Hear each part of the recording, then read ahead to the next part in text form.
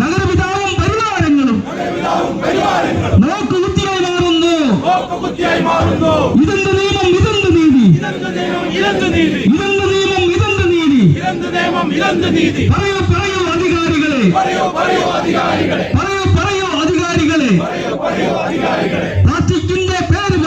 പ്ലാസ്റ്റിക്കിന്റെ പേര് പറഞ്ഞ് പാവപ്പെട്ട വ്യാപാരികളെ പീഡിപ്പിക്കുന്ന ഉദ്യോഗസ്ഥർ.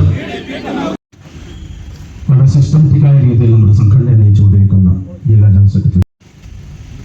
നമ്മുടെ നാട്ടിലെ എല്ലാ പട്ടണങ്ങളും പുരോഗതിയുടെ പാതയിലേക്കാണ് എല്ലാ പട്ടണങ്ങളും പോയിക്കൊണ്ടിരിക്കുന്നത്.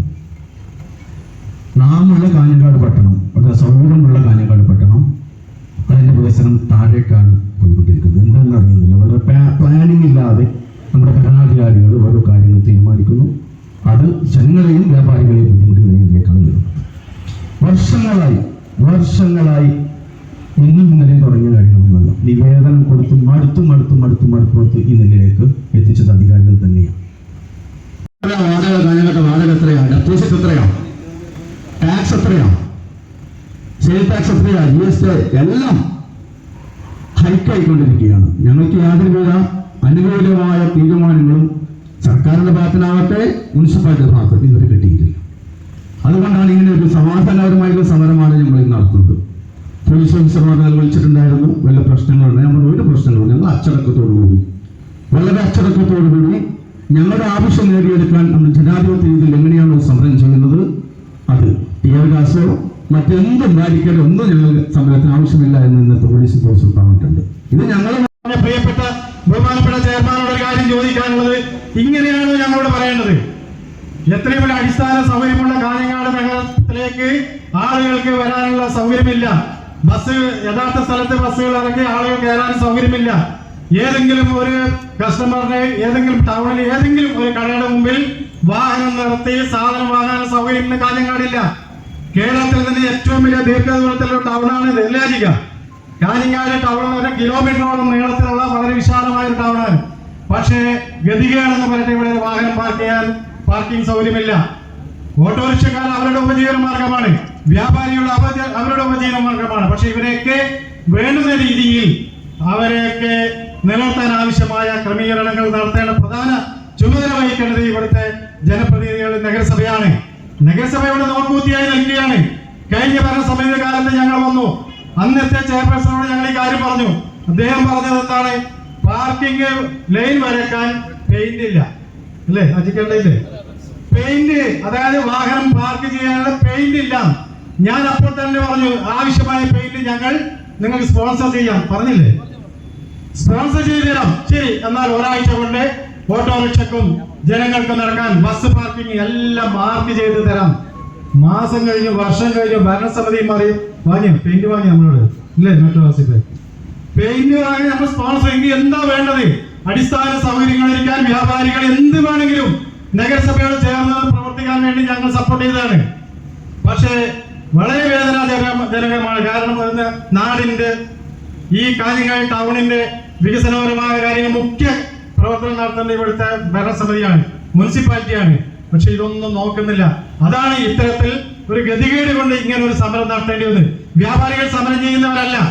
രാവിലെ മുതൽ വൈകുന്നേരം വരെ അവരുടെ ഉപജീവന മാർഗമായ വ്യാപാര മേഖലയെ സംരക്ഷിച്ചുകൊണ്ടും കുടുംബം വളരാൻ വേണ്ടി കച്ചവടം ചെയ്യുന്നവരാണ് വ്യാപാരികൾ, അല്ലാതെ ഇവിടെ തെരുവിൽ സമരം ചെയ്യേണ്ടവരല്ല.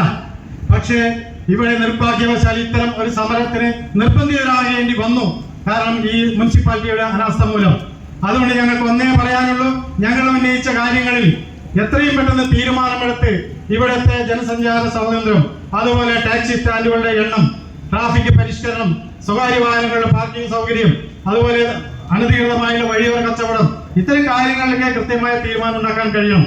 അതല്ലെങ്കിൽ നേരത്തെ ഇവിടെ ആസിഫ് സൂചിപ്പിച്ചു, വരുന്ന മാർച്ച് മാസമാകുമ്പോൾ ലൈസൻസ് എടുക്കണോ എടുക്കണ്ടേ എന്ന് ഞങ്ങൾ തീരുമാനിക്കുമെന്നാണ് ഈ മുനിസിപ്പാലിറ്റിയോട് പറയാനുള്ളത്, ഇവിടുത്തെ ഭരണസമിതി. കാരണം ഇവിടെ ഏകദേശം 10-12ഓളം ലൈസൻസിൽ എടുത്തിട്ടാണ് വ്യാപാരികൾ കച്ചവടം ചെയ്യുന്നത്, അല്ലേ?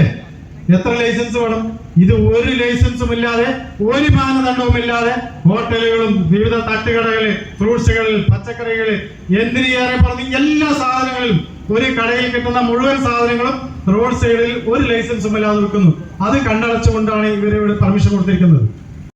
സർട്ടിഫിക്കറ്റ് വേണം, ഫുഡ് സേഫ്റ്റി ലൈസൻസ് വേണം, വിവിധ തരത്തിലുള്ള ലൈസൻസുകൾ, GST എടുക്കണം. ഇതൊക്കെ ചെയ്ത് കച്ചവടം ചെയ്യുന്ന ഒരു വ്യാപാരി ഇവിടെ അനധികൃതമായി ഇവിടെ തട്ടുകടയുമായി നിരവധി തട്ടുകടകളാണ് റോഡ് സൈഡിൽ വരുന്നത്. കൂണ് പോലെ വൈകുന്നേരം എല്ലാ സാധനങ്ങളും, എല്ലാ വിഭവങ്ങളും അടങ്ങിയ സാധനങ്ങളും, ശരിയല്ലേ? എല്ലാ സാധനവും ഒരു ലൈസൻസും വേണ്ട, വെള്ളം പരിശോധന പൈസ വേണ്ട, അവിടുത്തെ തൊഴിലാളികൾക്ക് വേണ്ട. ഇവിടെ പാർസൽ വാങ്ങുന്ന ഹോട്ടലിൽ പോയെങ്കിൽ ഡേറ്റും സമയം വെച്ച് പാക്ക് ചെയ്ത് കൊടുക്കണം.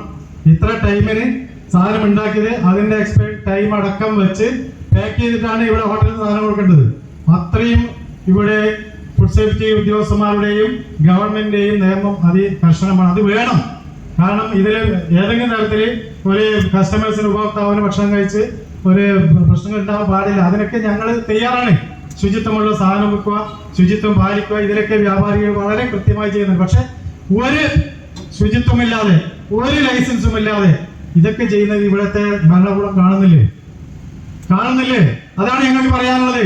ലക്ഷക്കണക്കിന് രൂപ പകുതി കൊടുത്തും വിവിധ ലൈസൻസുകൾ കൊടുത്തും കച്ചവടം ചെയ്യുന്ന വ്യാപാരികൾ ഭീഷണിയായിക്കൊണ്ട് ഇത്തരം അനധികൃതമായ തട്ടുകടകൾ ആഘോഷ ദിവസങ്ങൾ, വിഷു, ഓണം, പെരുന്നാൾ, ക്രിസ്മസ്, സ്കൂൾ സീസൺ ഒക്കെ വരുമ്പോൾ എന്താണ് ഇവിടെ കാണുന്നത്? എല്ലാ സാധനങ്ങളും റോഡ് സൈഡിൽ, തുണിയായാലും ഡ്രസ്സായാലും ഒരു മാനദണ്ഡവും ഇല്ലാതെ വിൽക്കപ്പെടുന്നു കടകളുടെ മുമ്പിൽ. തട്ടുകടകൾക്ക് കൃത്യമായ മാനദണ്ഡമുണ്ട്, സുപ്രീം കോടതി വിധിയുണ്ട്. തട്ടുകടകളെ എങ്ങനെയാണ്, ആരാണ് തട്ടുകട നടത്തേണ്ടത്, എത്ര സ്ക്വയർ ഫീറ്റ്, 5 സ്ക്വയർ, അതായത് 25 സ്ക്വയർ ഫീറ്റിൽ അത് ഓരോ സ്ഥലത്ത് ലീസിന് എടുത്തുകൊണ്ട് അവര് മുനിസിപ്പാലിറ്റി പറയുന്ന, നഗരസഭ പറയുന്ന സ്ഥലത്ത് മാത്രമേ ഇത് വെക്കാൻ പാടുള്ളൂ. മാത്രമല്ല അവർക്ക് ടാഗ് ചെയ്തിരിക്കണം ആരാണ് ഇതിന്റെ ലീസിന് കൊടുത്ത്. കൃത്യമായിട്ടുള്ള തട്ടുകടക്ക് സുപ്രീം കോടതിയിലൊക്കെ വിധിയുണ്ട്. പക്ഷെ ഇതെല്ലാം കാറ്റിൽ പറത്തിക്കൊണ്ട് എവിടെ വേണമെങ്കിലും ആർക്ക് വേണമെങ്കിലും ഇവിടെ തട്ടുകട കച്ചവടം നടത്താം. ആരാണിത്? പാവപ്പെട്ടവരല്ല, ബിനാമികളാണ്. ഇവിടത്തെ വൻകിട ആളുകള്, വൻകിട മാഫിയകളുടെ ഒരു വലിയൊരു ടീം തന്നെയുണ്ട്. അവരൊക്കെ സാധനങ്ങൾ തലപ്പാടിയിലും മഞ്ചേശ്വരത്തും കാസർഗോഡും വലിയ രീതിയിൽ ട്രക്കുകളിൽ സാധനം കൊണ്ടുവന്ന് ഇറക്കി ഓരോ ചെറിയ കൈവണ്ടികളിലേക്ക് സാധനം വിട്ട് വൈകുന്നേരം ആകുമ്പോൾ കമ്മീഷൻ വാങ്ങിയാണ്. അതാണ് പാവപ്പെട്ടവരല്ല ഇവിടെ തട്ടുകട നടത്തുന്നവര്.